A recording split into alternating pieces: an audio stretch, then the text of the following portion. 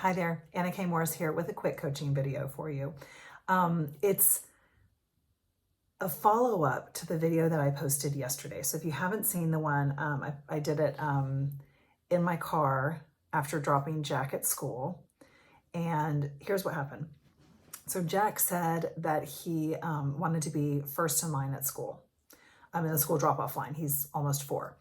And what always happens is that we're the almost last car to drop off at school. It's always, even though I've started getting up earlier and earlier, for whatever reason, I'm not going to dissect that on this video. It's still always kind of harried getting out the door. It takes longer than it really should. And after he said, Mommy, I really want to be first in line for the drop off, then he said this. He's only 3 years old, but we probably can't do that. So it's okay, Mommy. And it didn't occur to me at the time because I was busy trying to get everybody out the door. But the minute he said to me that he didn't think we could do it, you can bet your ass we were doing it, because I'm not going to raise a child or be in the world with anybody perpetuating a story that they can't do something. That's not who I am. That's not what I'm here for. That's not the game I'm playing in this trip around the sun called life and human being and all the things that it is. I'm only interested in people winning and living their favorite life. And for me with Jack this morning, it was all about getting him first in line at the drop-off. So we did. So we got there first in line at the drop-off. And I say this because he's not even 4 years old yet. And can you hear, now I'm a coach, so I hear this differently, but I want you to notice that at that early age, he was already aware of, and in some ways resigned, in some ways giving up, that what he wanted couldn't happen. Because I run around every morning saying, we're late, come on, everybody, we're late, let's go. And I can see how I have perpetuated this story to Jack that we're always late and we'll get there last. And so he wants to be there first because he is very competitive. I am too.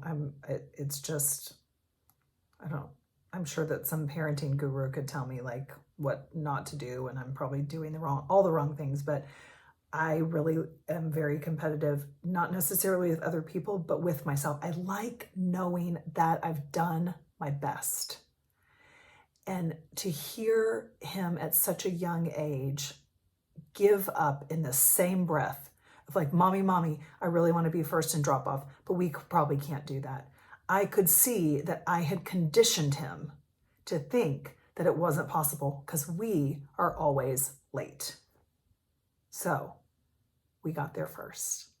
And what that has done for me with my own life and like what a fire this has lit for me now is I have this webinar coming up. There's a webinar that I'm teaching on how to reduce stress and overwhelm at the holidays. It is crazy. It's not necessarily convenient, but like I can't stop thinking about the fact that like I know how to help people reduce stress and overwhelm. And I'm going to be teaching a class that'll take you from Thanksgiving to Christmas. It's not only going to save you money, it will make you money.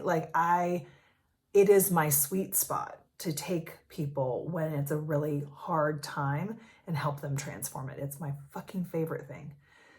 And I could see where I was also being like Jack and kind of resigned about like, well, it'll just be whatever it is. If it's only like 5 people, that'll be good enough. F that. I started looking at my own resignation, at my own giving up before I'd even started. And I was like, wait a minute. Why couldn't I have 1,000 people in this class? What would I have to do? How big would I have to dream? How responsible, how accountable, how much of a leader would I have to be to have 1,000 people in a class at the holidays? And then what else is there? I was like, there's something missing. There's something missing. And this is why I journal. And this is what I coach you on. I was like, there's something missing. I don't know what it is, but there's something missing. And so I went for a walk and then I did the dishes, which strangely like helps me work through things. And what I got was there's a massive component of giving back. So I'm going to be reaching out to people that have big businesses, far reaches, and 10% of everybody that signs up through that person, all of that money is going to get to go to their charity of choice. I thought specifically of my friends in Dallas. One is very, very passionate about rescue dogs, as am I. I was like, oh my gosh, Dealey would love that. I bet Courtney probably has something too. And then a friend of ours runs like the Boys and Girls Club of everywhere. And I was like, what would that do for the Boys and Girls Club if like 10% of everything that happens with this course like goes to the Boys and Girls Club? So just by that one statement that my child made, all of the rest of these things are going to happen, because I'm not okay with a 3-year-old already being resigned, already giving up before he'd even tried. And I'm not okay with you doing that either.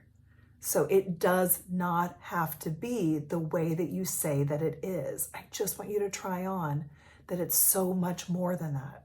So I would love to have you on my free webinar. It's not a webinar, it's a masterclass. My free masterclass, it's this Sunday, Monday, or Tuesday. Link is in the bio. I would love to have you. I have one very simple tool that will teach you how to transform stress and overwhelm at the holidays. I hope you will join me. Okay, I love you. Bye.